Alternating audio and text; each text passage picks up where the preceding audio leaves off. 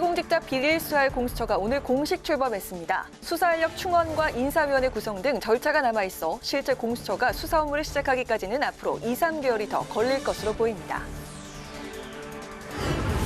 택배 근로자 과로사 방지를 위한 사회적 합의기구가 분류작업 비용을 택배사가 부담하는 등 과로 방지 대책에 합의했습니다. 또 밤 9시 이후 심야 배송을 제한하고 노동시간은 일주일에 최대 60시간을 넘을 수 없도록 했습니다. 민주당과 정부는 코로나19 방역 조치로 자영업자와 소상공인들이 입은 손실에 대한 보상을 제도화하기로 했습니다. 김태년 원내대표는 영업손실 보상은 국가의 책무라고 밝혔고 정세균 총리는 입법화를 내각에 지시했습니다. 대기자의 시선으로 분석해보는 정가 동향, 모교정치클럽 기자 대기자. 오늘은 여야의 대진표가 확정된 4.7 서울시장 보궐선거 레이스와 재난지원금 논쟁을 둘러싼 여권 잠룡들의 힘겨루기를 짚어봅니다.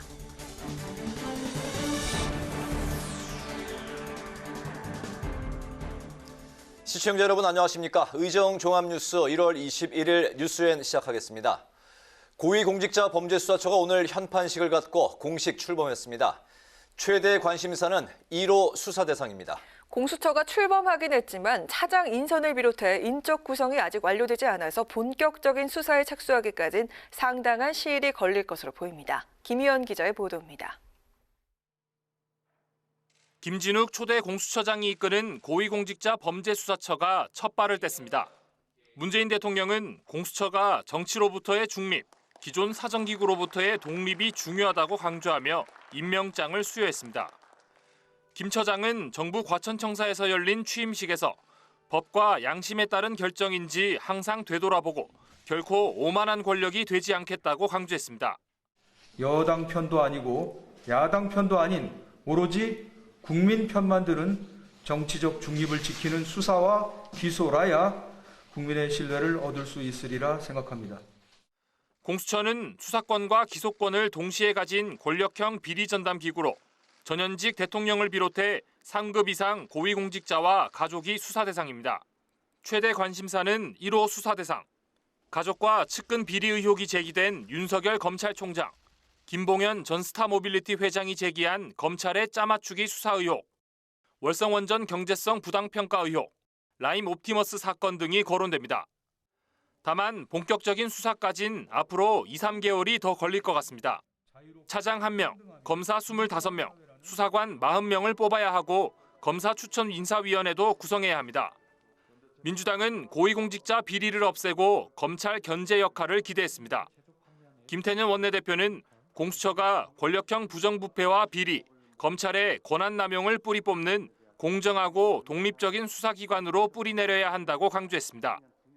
국민의힘은 공수처에 대한 정치적 중립성 논란이 여전하다며 사실과 법에 근거한 성역 없는 수사와 공정한 인사를 기대한다고 밝혔습니다. 공정한 인사는 공수처 검사 인선을 염두에 둔 것으로 보입니다.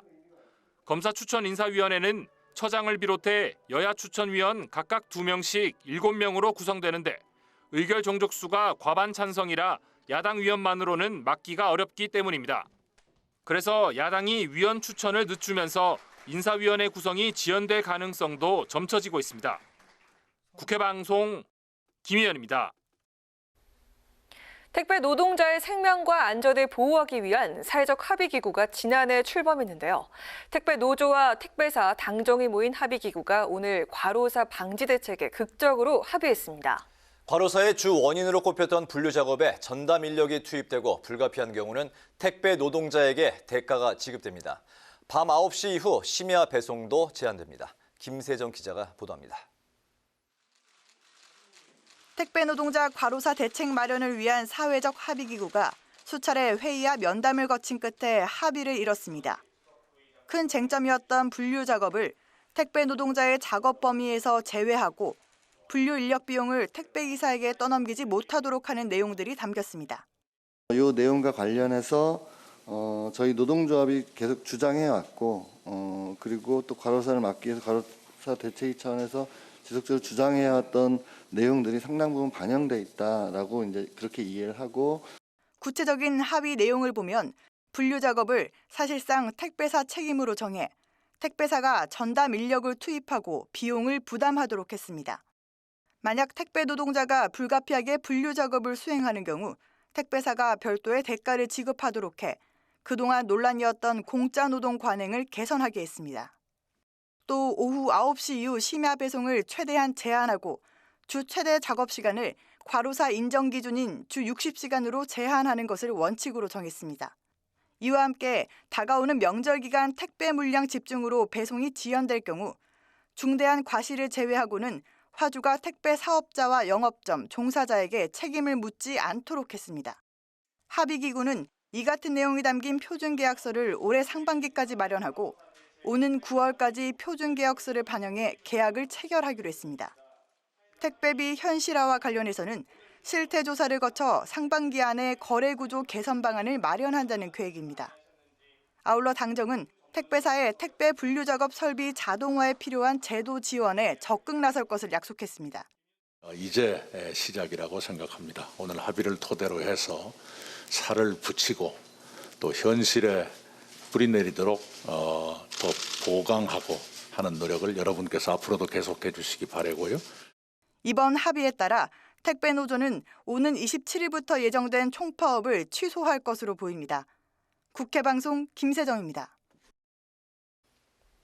영업 제한에 따른 피해가 큰 소상공인과 자영업자들의 항의가 잇따르고 있는 가운데 더불어민주당과 정부가 손실 보상을 제도화하기로 했습니다. 정부는 오늘 손실보상제 추진을 공식화했고 더불어민주당과 국민의힘도 소상공인과 자영업자 피해 보상과 지원을 위한 입법 논의에 나섰습니다. 보도에 임채원 기자입니다. 정세균 국무총리가 자영업 손실보상제 법제화를 내각에 공식 지시했습니다. 방역을 위한 영업 금지 조치로 자영업자와 소상공인의 희생을 계속 강요할 수는 없다면서 기획재정부와 국회가 제도 개선에 나서달라고 요청한 겁니다. 이제는 정부가 정한 방역 기준을 따르느라 영업을 제대로 하지 못한 분들을 위해 적절한 지원이 필요하며 이를 제도화하는 방안을 검토해야 할 때라고 생각합니다. 더불어민주당은 코로나 영업 손실보상제 추진에 본격 나섰습니다. 김태년 원내대표는 정책조정회의에서 보상 근거 규정과 안정적 보상 방법 등을 논의하고 있다며 이를 협의해 입법을 추진하겠다고 밝혔습니다. 감염병 예방을 위해서 정부의 지침에 따라서 영업을 못하는 소상공인에 대한 지원을 제도화하는 것은 정부와 국가의 기본 책무다 이렇게 판단하고 있습니다. 이와 함께 피해 소상공인과 중소기업에 대한 대출 만기 이자 상환도 가급적 올해 연말까지 연장되길 바란다고 강조했습니다. 국민의힘도 영업 손실 보상제를 적극 검토해야 한다는 입장입니다. 정부의 방역 조치로 자영업자와 소상공인의 영업 손실이 발생했고 생존을 위협할 정도라면 실질적인 보상을 해주는 게 맞다는 주장입니다. 다만 보상을 위해서는 정부가 재원을 어떻게 마련할 것인지에 대한 설명이 필요하다고 밝혔습니다. 1년 동안에 사실은 경제적인 손실, 이러한 것들을 정부가 어떻게 보상할 것인가 하는 이런 측면을 갖다가 좀 적극적으로 검토할 시기가 아닌가 이렇게 생각을 합니다. 현재 여야 의원들은 소상공인과 자영업자를 직간접적으로 지원하는 법안들을 발의하고 있습니다. 여당 의원들은 민병덕 의원이 대표로 집합금지 등 행정조치 수준에 따라 매출액의 50에서 70%를 보상하는 내용의 특별법을 발의하고 야당 의원들도 영업 손실을 보상하고 세제와 공과금, 정책자금 대출이자 감면 등을 지원하는 소상공인 기본법 개정안을 발의했습니다. 하지만 재난지원금과 같이 정치적 결단이 아닌 법률로 제도화시키는 작업이기 때문에 지급 기준이나 방식, 재원 문제가 논란이 될 전망입니다. 국회 방송 임채은입니다.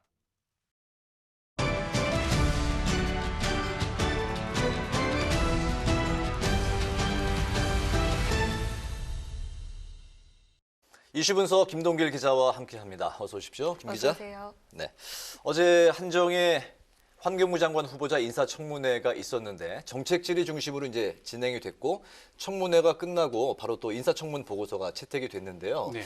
이례적으로 여야 의원들의 칭찬도 있었습니다. 이게 보통 이 청문회에서는 잘 볼 수 없는 장면이었죠. 네, 그렇습니다. 굉장히 좀 이례적이었는데요. 국민의힘에서 칭찬을 한 것도 좀 흔치 않았던 어제 청문회였습니다. 그러니까 야당은 그 인사청문회에서 후보자 검증을 통해서요, 그 대통령의 인사가 잘 됐느냐 또 잘못됐느냐를 평가하면서 정부를 견제를 하는데요. 어제 한정혜 환경부 장관 후보자 인사청문회에서는 자질이나 도덕적 시비 이런 거 없이 정말 그냥 화기애애한 분위기 속에서 정책이나 또 현안에 대한 질의 중심으로 진행이 됐습니다. 보통 인사청문회에서는 또 시작하기에 앞서서 여야가 이제 자료 제출로 공방을 벌이고 또 시작 시간도 지체되고 그러는데요. 어제는 자료 제출 부실 등에 대한 의사진행 발언도 볼 수가 없었습니다. 한 장관 후보자가 지난 20대 국회에서 소관 상임위인 환노위에서 간사를 지냈는데 야당 의원들과 관계를 잘 해놓은 것도 있었고요. 또 근로시간 단축 등 쟁점 사안들에 대해서 야당과 이제 대립하는 사안들이었는데 대화를 통해 끝까지 이제 합의점을 이끌어낸 뚝심도 보여줬던 전력도 있습니다. 또 도덕적인 측면에서 논란을 삼을 만한 것들이 나오지 않아서 야당에서 칭찬의 목소리가 나왔는데요. 아까도 말씀하셨지만 이제 굉장히 좀 보기 드문 광경이었습니다. 국민의힘 의원들의 발언을 보면 대통령 인사 중에 제일 잘한 인사다, 또 도덕적으로 훌륭하다 등의 발언들이 있었는데요. 한번 직접 들어보시죠. 문재인 대통령께서 인사를 단행하신 것 중에서 제일 잘된 인사가 아닌가 싶기도 하고, 문재인 정부에서 한정희 후보자 같은 분을 장관 후보자로 지명한다고 하면은 이게 뭐 흠집내기니 도덕성 흠집내기니 뭐 이런 얘기는 안 나올 것 같아요. 국민들이 국민의힘에 각인돼 있는 이제 평가 중에 하나가 정권 발목 잡기, 뭐 대안도 없이 반대만 한다 이런 목소들이 좀 있거든요. 네네. 그런데 이번 이제 한정희 후보자 같이 도덕적으로 문제가 없고 자격이 충분한 인사라면 야당도 이제 적극 지지하겠다 이런 의지를 좀 보여준 것 같습니다.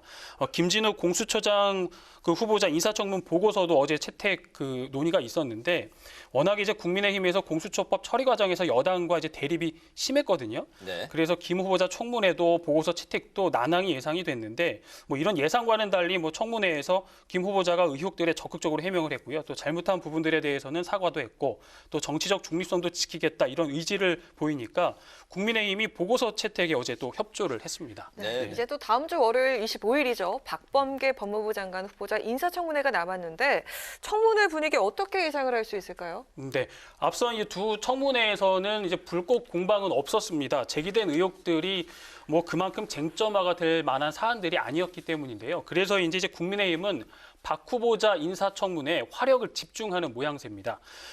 박 후보자에 대해서는 재산신고 누락 등 여러 의혹들이 제기되고 있고요. 또 민주당에서 증인 출석에 합의를 하고 있지 않아서 국민의힘은 그 25일로 예정된 박범계 후보자 청문회 하루 전에, 그러니까 뭐 일요일이 되겠죠. 국민 청문회를 따로 여는 방안까지 추진하고 있습니다. 증인 출석에 합의가 되지 않는 만큼 후보자 없는 청문회에서 증인들을 불러서 의혹을 검증하겠다는 건데요. 어제 김진욱 공수처장 후보자 인사청문 경과 보고서를 채택하고 나서 이 청문회 증인 채택과 자료 제출 요구를 두고 여야의 공방이 또 벌어지기도 했습니다. 그 국민의힘 김도욱 간사가 야당이 요구하는 증인 참고인이 한 분도 채택이 안 돼서 심히 안타깝다 이렇게 말을 했는데 민주당 백혜련 간사가 이제 바로 맞받아쳤거든요. 국민의힘이 신청한 증인과 참고인이 다 수사와 소송에 관련된 증인이고 또 나머지는 후보자 부인과 처남 친동생이다. 그렇기 때문에 청문회에 계속 가족을 불러야 하냐 뭐 이렇게 하면서 반박을 했습니다. 다음 주 박 장관 후보자 인사청문회는요. 여야의 불꽃 대결이 벌어지지 않을까 이제 그렇게 좀 예상이 됩니다. 네, 25일인가요? 네, 그렇습니다. 네, 지켜봐야 될 것 같네요.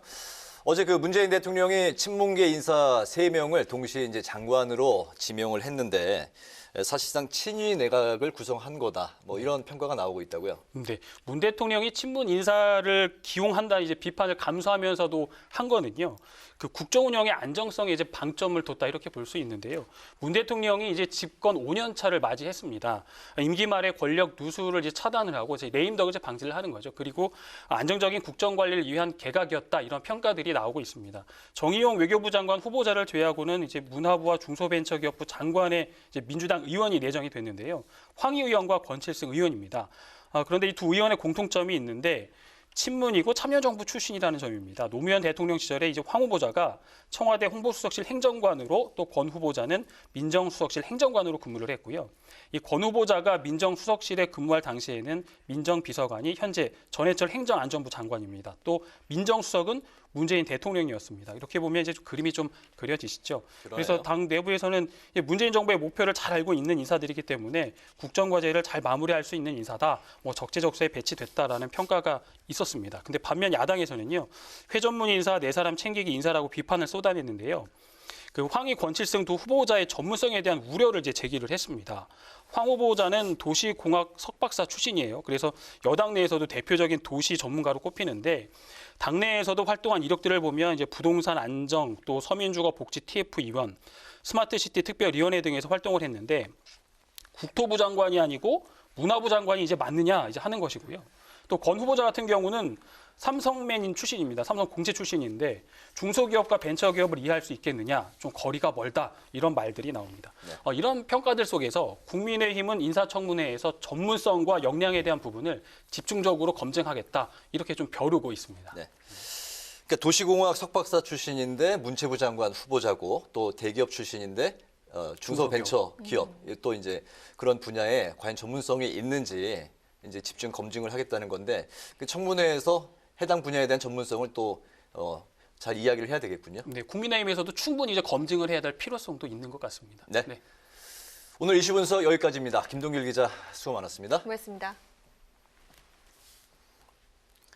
박병석 국회의장이 경남도청을 방문해서 경남이 추진 중인 동남권 메가시티 사업 현황을 살폈습니다. 또 정부가 추진 중인 그린 뉴딜 사업장을 찾아 입법에 필요한 현장의 소리를 들었습니다. 장정현 기자가 함께했습니다. 박병석 국회의장이 김경수 경남지사가 추진 중인 동남권 메가시티 구축에 관심을 표했습니다. 수도권 과밀 문제를 해결하기 위해 국가 균형 발전은 꼭 해결해야 하는 과제라고 강조하며 권역별 메가시티 구축 필요성에 공감했습니다. 수도권은 과잉으로 문제고 지방은 모자라서 문제인 문제를 해결하기 위해서는 광역권을 함께 묶어가는 그 메가시티의 개념이 꼭 필요하고 그 선도적 역할을 해주신 데 대해서도 주의 깊게 보고 있습니다. 김경수 지사는 지난 연말 지방자치법 개정으로 인해 동남권 메가시티 추진이 가능해졌다며 국회에 감사의 뜻을 전했습니다. 이어서 경남 미래산업인 항만, 공항, 철도가 연계된 물류산업 플랫폼을 구축하기 위해 가덕 신공항은 반드시 필요하다며 특별법 제정을 촉구했습니다.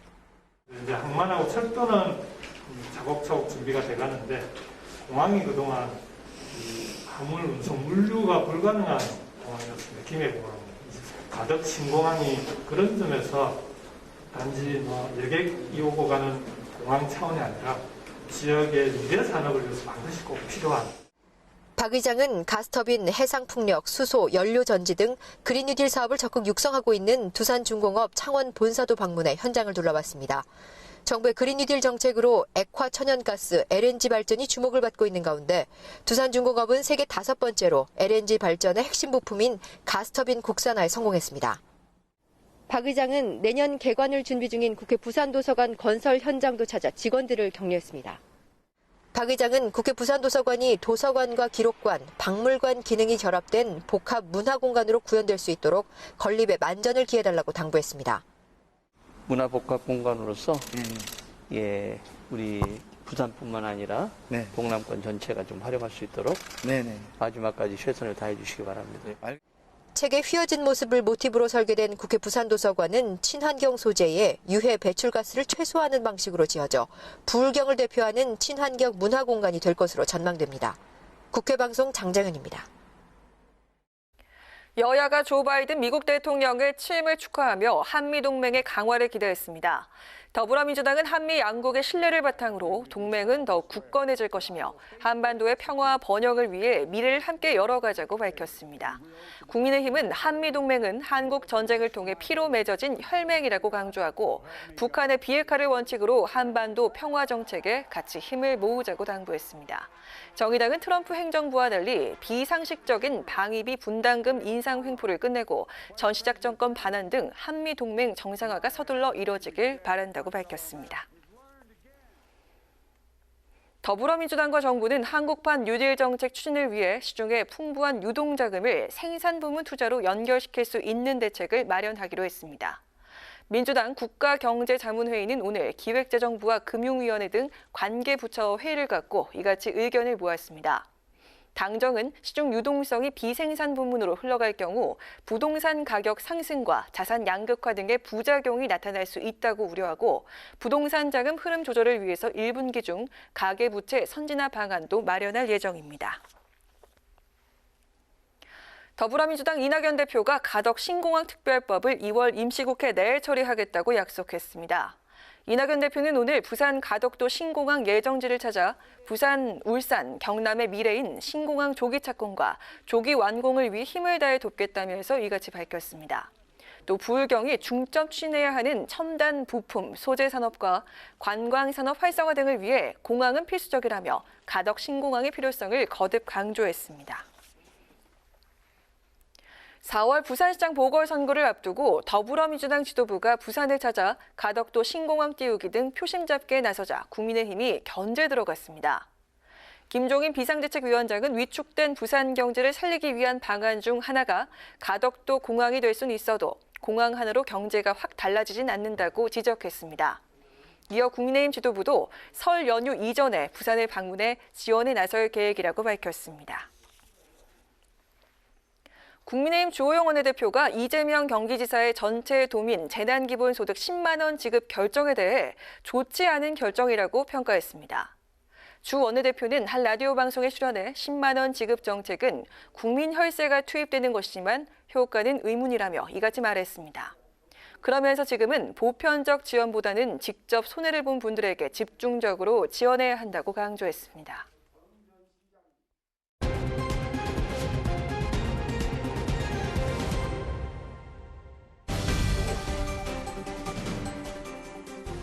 사람들의 시선을 끈 오늘의 정치 뉴스, 강아락의 정치톡 시간입니다. 1월 21일 첫 번째 정치톡 만나보시죠. 오늘 리얼미터가 YTN 의뢰로 조사해서 발표한 여론조사 결과가 정가와 언론의 집중 조명을 받았습니다.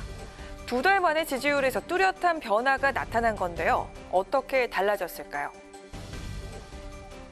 리얼미터가 지난 18일부터 20일까지 3일간 전국 18세 이상 유권자 1,510명을 대상으로 실시한 여론조사 결과 문 대통령의 국정수행 지지율이 전주보다 6%포인트 가까이 껑충 뛰어 43.6%, 부정평가는 5%포인트 떨어진 52.6%로 나타났습니다.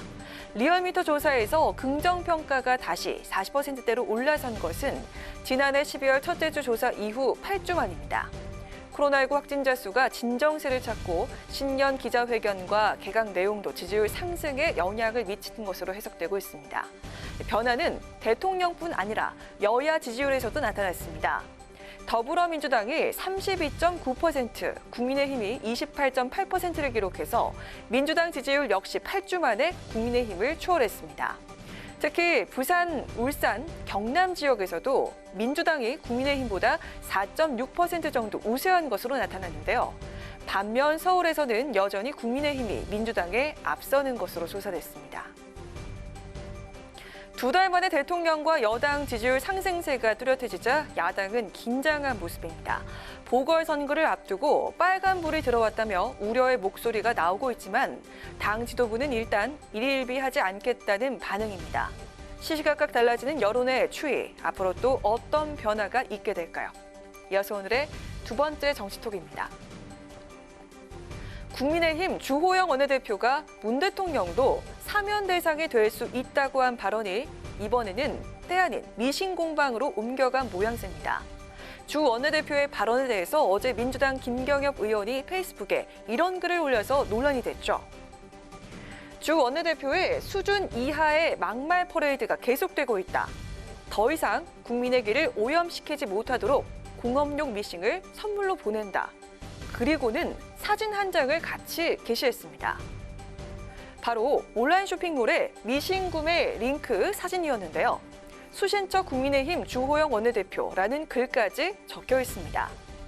미싱으로 입을 꿰매고 싶다는 세간의 표현을 애둘러서 표현한 것으로 해석되면서 논란이 되자 주 원내대표가 오늘 이에 대해서 답변을 내놨는데요. 뭐라고 이야기했을까요? 나는 그 부분에 대해서 말도 썩고 싶지 않은데요. 그 공업용 미신을 보내는지 한번 보겠습니다. 보고 그게 오면 제가 적절한 용도에 쓰도록 그렇게 하겠습니다. 미싱을 보내오면 적절한 용도에 쓰겠다. 주 원내대표는 이렇게 응수했지만 공업용 미싱 표현은 20여 년 전에도 정치권에서 논란이 됐다가 법원에서 유죄 판결까지 받은 문제 발언입니다. 품격 있는 정치를 위해 여도, 야도 이런 표현은 좀 자제하는 게 필요하지 않을까요? 이어서 오늘의 세 번째 정치톡입니다. 의사 출신으로 정부의 방역 대책에 누구보다 큰 관심을 보이고 있는 국민의당 안철수 대표. 그동안 병상 부족이나 백신 문제 등을 지적해왔던 안 대표가 오늘은 코로나 바이러스가 야행성이냐라면서 영업시간 제한 문제를 꼬집었다고 합니다. 직접 들어보시죠. 정부에 강력히 요구합니다. 비과학적이고 비상식적인 일률적 영업 규제, 지금 당장 철폐하십시오. 코로나19 바이러스가 무슨 야행성 동물입니까? 오늘 아침 당 지도부 회의를 주재한 안 대표는 어제 이태원에 다녀온 이야기를 꺼내면서 정부의 일률적인 오후 9시 이후 영업 금지 조치를 비판하고 나섰습니다. 코로나19가 저녁 9시까지는 괜찮고 그 이유는 더 위험하냐는 게 안 대표 지적인데요. 저녁 7시에 문 열고 장사하는 가게에게 9시에 문을 닫으라는 것은 영업 정지 명령과도 같다며 영업 규제 철폐를 촉구했습니다. 이어 안 대표는 무조건 허용하자는 게 아니라면서 밀접, 밀폐 등 과학적 기준으로 새로운 사회적 거리두기 방법을 도입해야 한다고 주장했는데요. 그 기준을 엄격히 준수한다는 전제하에 영업을 허용하면 된다고 덧붙였습니다.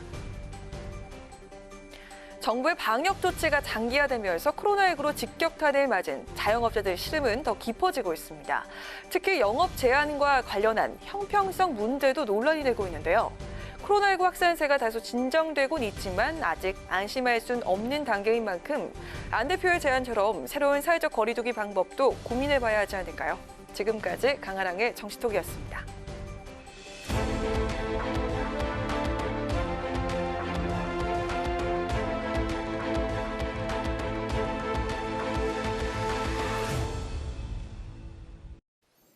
네, 정치권 동향을 대기자의 시선으로 짚어보는 목요 정치클럽 기자 대기자 시간입니다. 오늘도 최병목 TV조선 해설위원 그리고 성한용 한겨레 선임 기자와 함께하겠습니다. 두 분 어서 오십시오. 어서 오세요. 네. 오늘의 첫 번째 토크 주제로 들어가 보겠습니다. 오늘 먼저 성 기자님부터 발제해 주시겠어요? 예, 서울시장 보궐선거가 4월 7일이죠. 지금 이제 초반 경쟁 구도가 대략 잡히는 것 같은데요. 네. 야권에서는 안철수, 오세훈, 나경원 이런 분들이 좀 강자인 것 같고요. 네. 그래서 이걸 이제 줄여서 어떻게 부를지 모르겠어요. 뭐 순서대로 하면 안오나가 되는데 좀 어감이 이상하죠. 나경원 전 의원이 나오안으로 해달라 이렇게 좀 요청을 하고 있고요. 네. 여권에서 이제 우상호, 박영선, 우박이라고 지금 부르고 있는데 이것도 박영선 전 장관이 항의하지 않을지 잘 모르겠습니다. 아무튼 이 초반 경쟁 구도에 대해서 좀 얘기를 해봐야 될 것 같습니다. 네, 서울시장 보궐선거를 이제 이야기를 하겠습니다. 국민의힘이 오늘 후보 등록을 이제 마감을 하면서 속도를 내고 있는 모습인데 후보 단일화를 둘러싸고 김종인 위원장과 그리고 국민의당 안철수 대표 간의 신경전이 지금 이제 팽팽한 양상인데요. 안 대표가 이제 개방형 경선을 제안을 했는데 김종인 위원장이 도의가 없다, 정치 상식에 맞지 않는다 하면서 이제 단박에 이제 거절을 했습니다. 이런 그 김종인 위원장의 반응은 전략으로 봐야 될까요? 아니면 이 두 분 간의 감정 싸움으로 비춰지기도 하는데 어떻습니까? 그래서 두 가지가 다 섞여 있는 것 같습니다. 일단 안철수 대표 입장에서는 그렇게 통합 경선을 하는 게 본인한테 유리하니까 그렇게 하자는 거고요. 김종인 위원장 입장에서는 아니 100석이 넘는 국회의원을 가지고 있는 우리 야당에서 어떻게 그런 비상식적인 경선을 할 수 있느냐, 안 된다. 일단 우리 당의 후보를 확정하고 나서 3월 초에 가서 보자, 이제 이런 얘기를 하고 있는 겁니다. 그러니까 결국 이제 우리가 하겠다, 내가 하겠다, 이제 이런 얘기를 애들러서 그렇게 하고 있는 거고요. 어쨌든 깨졌습니다. 다 깨졌어요. 그래서 앞으로 이제 3월 초나 가서 이제 국민의힘 후보가 결정이 되면, 물론 국민의힘 후보는 그 전에 결정이 되죠. 그럼 3월 초에 안철수 대표하고 또는 금태섭 전 의원 이런 분들하고 이제 단일화 해서 후보 단일화 방식으로 이제 재협상을 하지 않을까 이제 이렇게 예상이 되고요. 지금 그 국민의힘하고 안철수 대표 관계가 참 묘한데요. 문재인 정부에 반대하는 사람들이니까 협력 관계일 것 같기도 한데 지금 양쪽에서 치열하게 좀 싸우고 있는 걸 보면 또 경쟁 관계인 측면 그런 것도 좀 있는 것 같습니다. 네.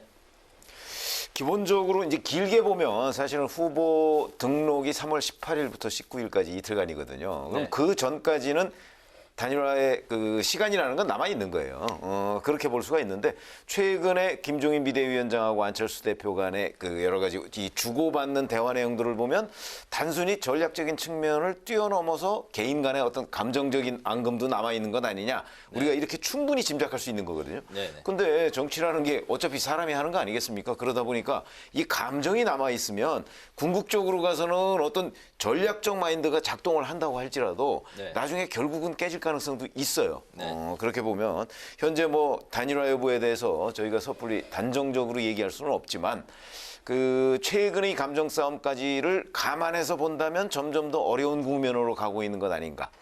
이렇게는 예측할 수 있겠습니다. 그렇군요. 이런 가운데 이제 국민의힘 안에서 권영세, 하태경 이런 그 중진 의원들 중에서는 또 안 대표 제안을 받아들이자 이런 이제 그 목소리도 있는 상황인데요.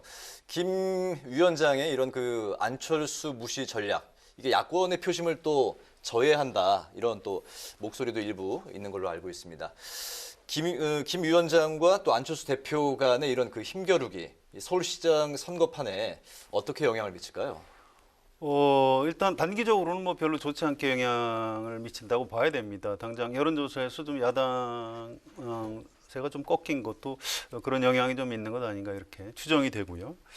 근데 이게 참 묘한 겁니다. 이게 서울시장을 가지고 지금 안철수 대표하고 국민의힘이 싸우는 것 같지만 그 배경에는 내년 3월에 치르는 대선하고 관련이 있는 겁니다. 네. 여기서 때문에 이런 거예요. 안철수 대표가 서울시장이 안 되든 또는 되든 관계없이 지금 야권의 유력한 대선 주자가 없어요.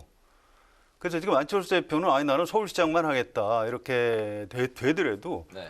내년 대선을 앞두고 야권에 아무도 없다 그러면 아니 그냥 서울시장 뭐 몇 개월 안 했지만 그냥 대선 나가라 이런 바람이 불 수도 있는 겁니다. 그래서 네. 안철수 대표 입장에서는 지금 현재 하고 있는 게 꼭 서울시장만 노린 게 아니고 내년 대선까지 염두에 둔 거라고 봐야 되고요. 반대로 국민의힘은 아니 이게 만약의 경우에 서울시장에서 안철수 대표 지지가 워낙 높기 때문에 우리가 양보는 할 수 있어도 대선을 양보할 수는 없는 거거든요. 그래서 이 야권의 어떤 주도권 싸움을 지금 국민의힘하고 안철수 대표가 하고 있는 그런 측면, 배경 이런 것도 좀 살펴가면서 봐야 될 것 같습니다. 네, 최 의원님.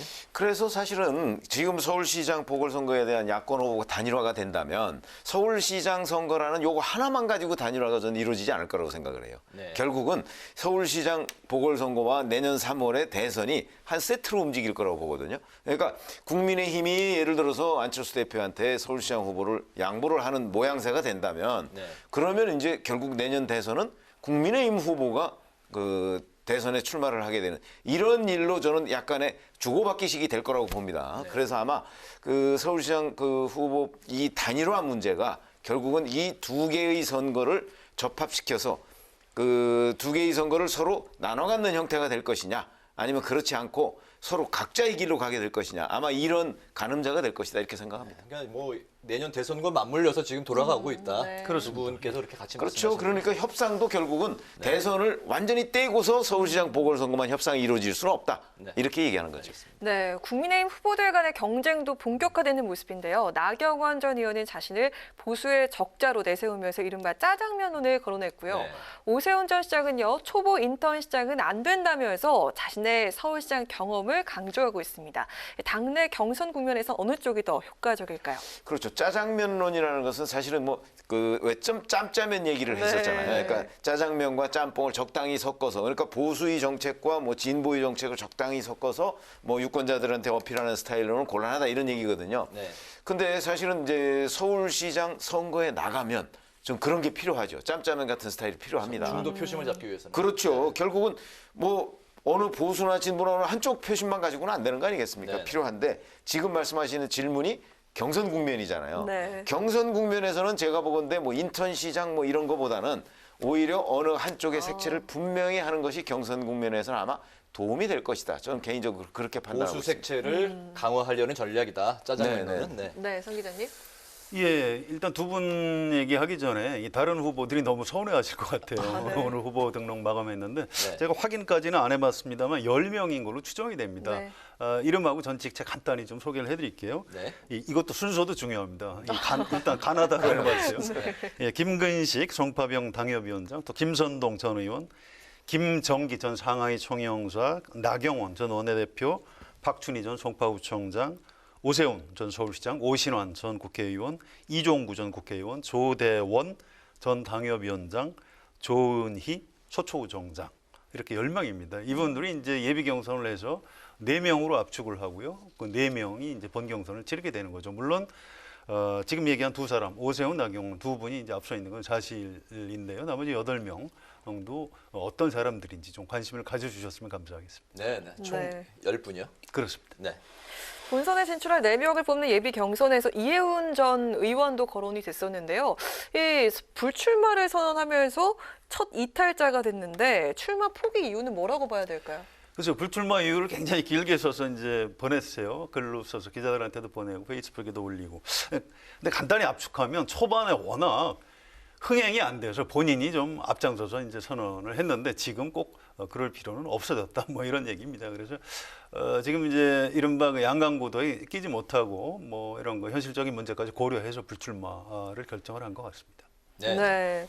이해훈이요. 사실은 네. 이해훈 전 의원은 굉장히 정책 공약 같은 것도 SNS 활동을 열심히 했어요.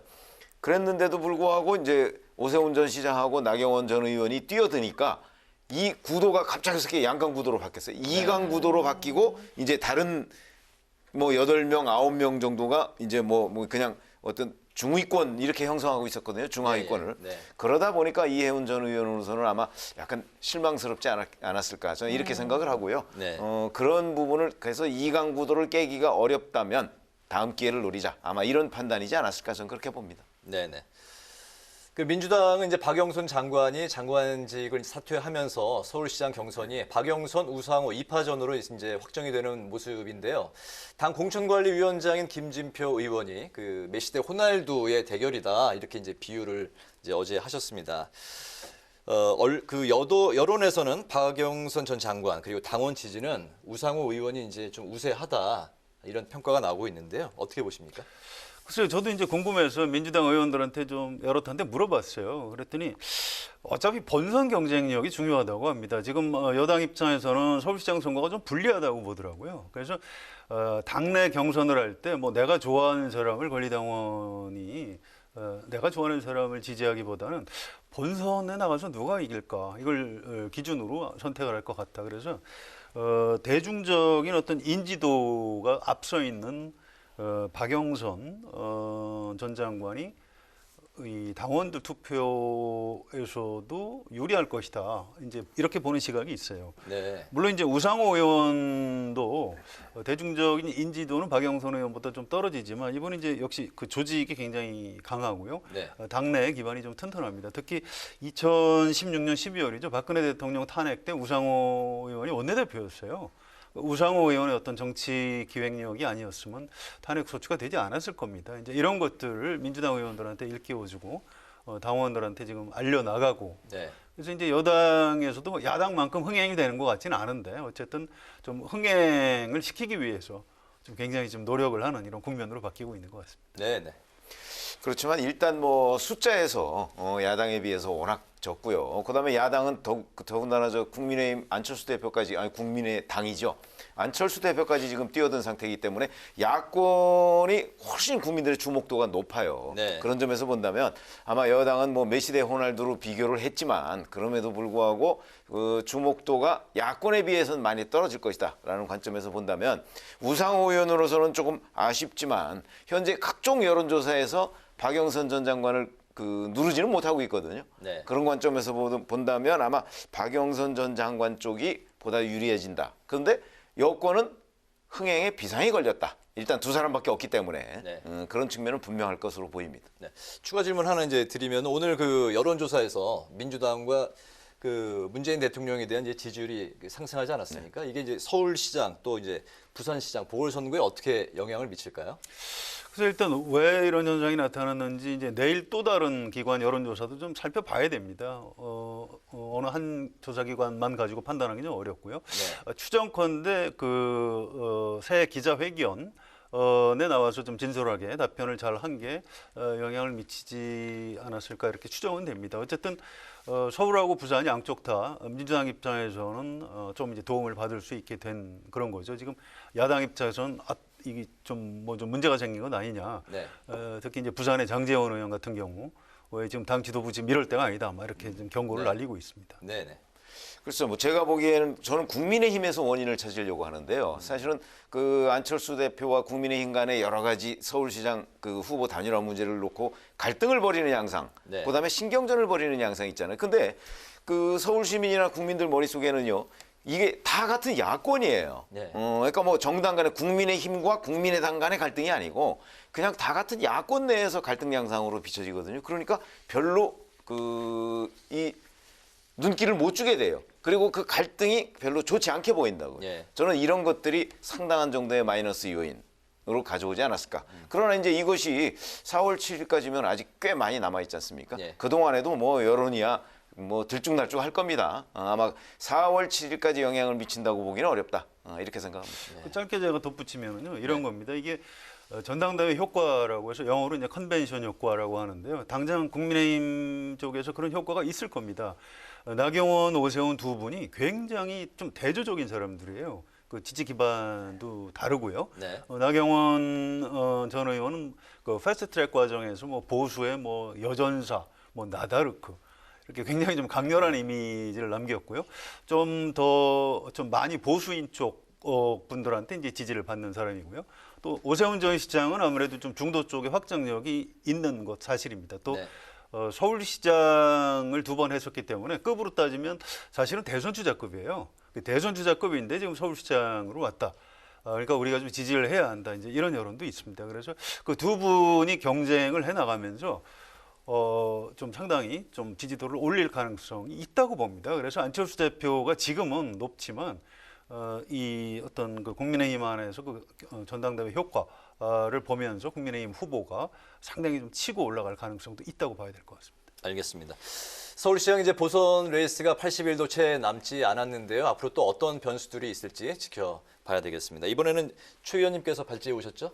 네, 지금까지는 이제 주로 뭐 국민의힘 얘기를 해봤는데 사실은 대권 얘기로 넘어가서 민주당의 그 이강이라고 할 수 있죠. 이낙연 민주당 대표와 이재명 경기도지사 간에 최근에 뭐 재난지원금 문제나 이렇게 해서 좀 그 갈등으로 보이는 양상이 있었어요. 그래서 네. 이 문제를 좀 얘기해보자.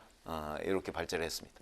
네, 말씀하신 것처럼 최근 이슈와 정책에 대해서 이낙연 대표, 이재명 지사 신경전이 만만치가 않은데요. 네.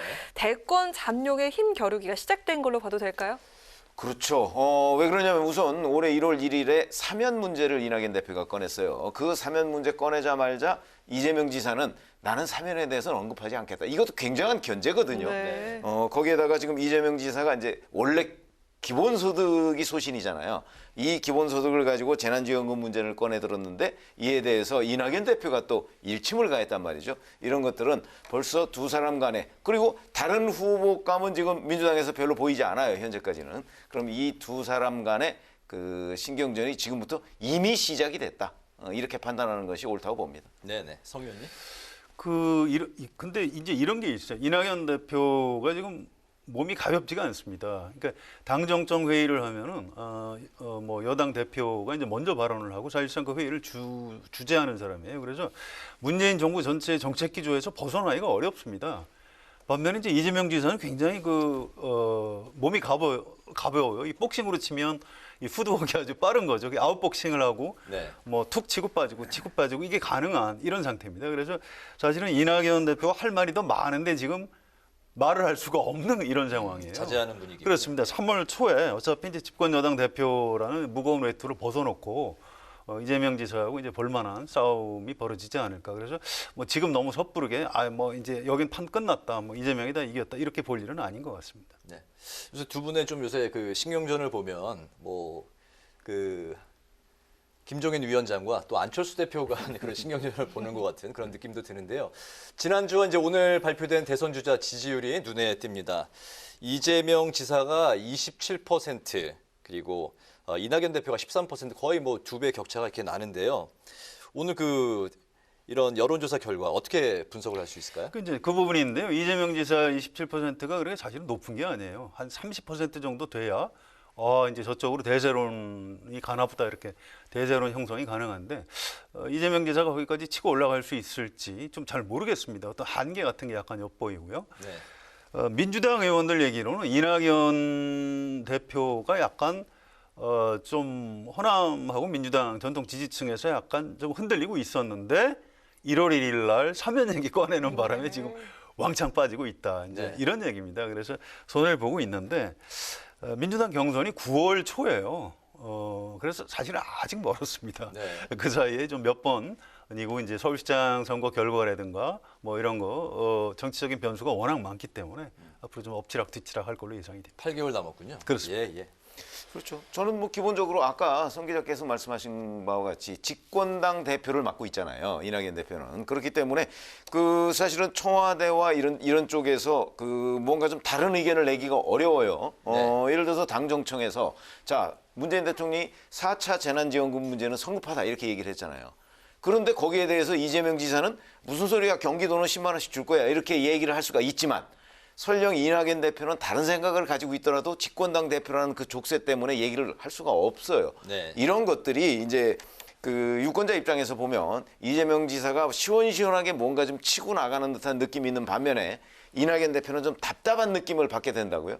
그런데 이거는 아까 말씀하셨듯이 이제 3월 초에 이낙연 민주당 대표가 집권당 대표라는 그 모자를 벗는 순간 아마 상당한 정도로 좀 조정을 거칠 것이다. 저는 그렇게 보거든요. 그럼 그때부터는 이낙연 대표도 이제 비교적 자유롭게, 물론 자유롭다고 해도 아마 이재명 지사만큼 되지는 못할 거예요. 뭐 그거는 원래 정치하는 스타일이 있으니까. 그러나 비교적 자유롭게 집권당 대표라는 책무를 좀 벗어 던지면 이제 본격적인 링의 무대에서의 싸움이 될 것이다.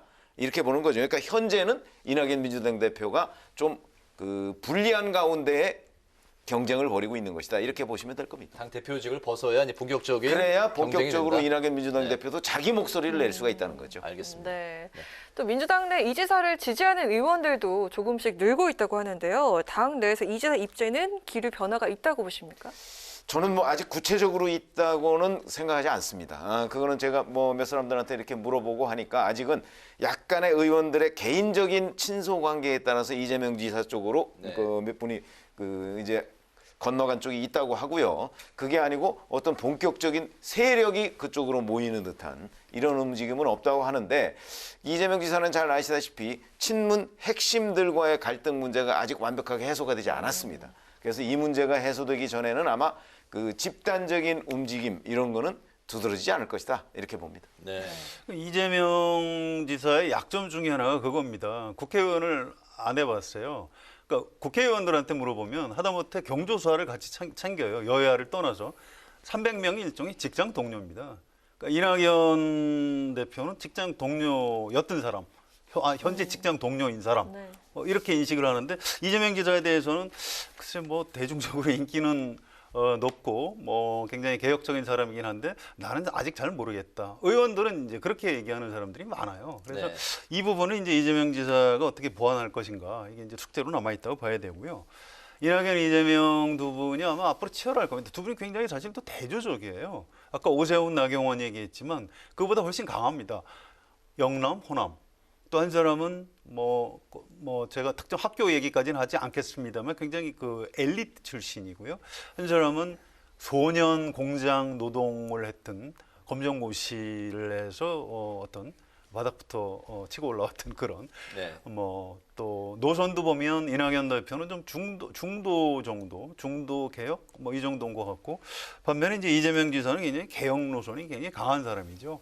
그래서 이 두 사람이 어떤 단순한 대선 후보로서의 권력 투쟁이 아니고 어떤 여권 내부에서의 어떤 노선 투쟁, 노선 경쟁 이런 걸로 앞으로 굉장히 좋은 그 레이스를 벌일 가능성이 높습니다. 2007년에 이명박, 박근혜 두 분이 좀 굉장히 대조적이었거든요. 이명박은 중도 실용, 네. 박근혜는 정통 보수.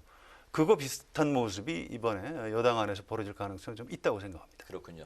두 그 대권 후보 그 경쟁에 또 한 분이 거론이 되고 있죠. 그 정세균 총리인데요.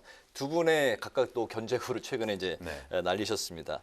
이낙연 대표에 대해서는 그 이익공유제에 대해서 그리고 이제 또 이 지사에 대해서는 재난지원금에 대한 이제 뭐 돌직구를 날리셨는데 정세균 총리의 영향력과 잠재력 어떻게 전망하십니까? 시간 관계상 한 1분씩만 부탁드릴까요? 네, 짧게 말씀드리면 어떤 주변 참모들한테 저도 궁금해서 물어봤어요. 그랬는데 대선 출마 의지는 굉장히 강하다고 합니다. 근데 또 그렇다고 안 되는 일을 되게 하려고 하는 스타일은 아니라고 그래요. 그래서 이렇게 이제 열심히 해서 기회가 오면 물 들어오면 노젓는다 이런 표현을 쓰던데 기회를 봐서 아무튼 총리를 적절한 시기에 코로나 위기를 일단 급한 걸 넘기면 민주당 대선 후보 경선에 반드시 뛰어들긴 할 것이다. 그렇지만 뭐 안 되는 일을 되게 하려고 억지를 쓰지는 않을 것이다. 이렇게 설명을 하고 있습니다. 알겠습니다. 실제 정세균 총리가 여러 차례 대권 도지를 의지를 밝힌 적도 있고 레이스에 뛰어든 적도 있잖아요. 그런데 제가 보기에는 정세균 총리의 경우에는 우선 총리라는 그러니까 이낙연 민주당 대표가 대표를 벗어나야 하듯이 총리를 벗어나야 되는 거 아니겠습니까? 그런 부분과 그리고 이낙연 대표와 겹치는 부분이 너무 많아요. 저는 그런 점이 단점으로 오히려 작용할 거다 이렇게 생각합니다. 네, 마지막으로 두 분의 한 줄 논평 한마디씩 듣고 마무리하도록 하겠습니다. 오늘 최 의원님부터 할까요? 네. 지금 저희가 이낙연 민주당 대표와 이재명 경기도지사 얘기를 했는데 이게 여당 내에서 저는 현재 권력과 미래 권력 간의 갈등이라고 봐요. 그런 점에서 본다면 이 갈등에서 누가 승리를 할 것인가 대단히 주목된다고 봐서 여당 내 현재 권력과 미래 권력의 갈등 이걸 한 줄 논평으로 했습니다. 예, 최근에 개각을 하면서 강경화, 박영선 두 분이 물러나면서 문재인 대통령 중요한 공약이죠. 여성 장관 30% 이게 무너졌어요. 좀 개인적으로 너무 아쉽습니다. 앞으로 개각을 하게 되면 좀 여성들을 장관에 많이 임명을 해서 딴 건 몰라도 이 30% 여성 장관 공약 이건 좀 다시 회복을 시켜줬으면 좋겠다는 생각에서 오늘 논평 여성 장관 30% 공약 지켜달라 이렇게 하겠습니다. 이 공약 어떻게 평가하세요? 강아랑 앵커는? 네, 뭐 저 훌륭한 공약이라고 생각합니다. 네. 잘 알겠습니다. 목요 정치클럽 기자 대기자 지금까지 성환용 한겨레 신문 선임 기자 최병묵 TV조선 해설위원과 함께했습니다. 오늘 두 분 말씀 고맙습니다. 고맙습니다. 감사합니다. 서해상에서 시작된 비구름이 점차 동진하면서 오늘 저녁 전국 대부분 지역에 비가 내리고 있는데요. 앞으로 예상되는 비의 양은 전국에 5에서 20mm 정도로 많지 않겠습니다. 내일 새벽부터 아침까지 대부분 그치고요. 기온도 영상권에 보이면서 크게 춥진 않겠습니다. 네, 동진한다 그래서 깜짝 놀랐습니다. 네, 비구름이 동진. 오늘 뉴스에는 여기까지입니다. 시청해 주셔서 고맙습니다.